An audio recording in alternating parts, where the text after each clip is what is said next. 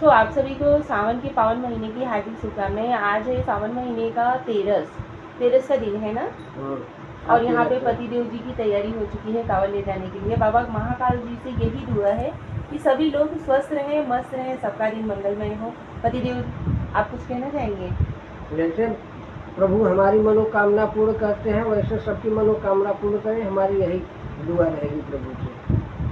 बाबा महाकाल देव जी से बोल बम। हर हर महादेव। हर महादेव। कांवड़ ले जाने में अलग ही खुशी होती है ना। यस।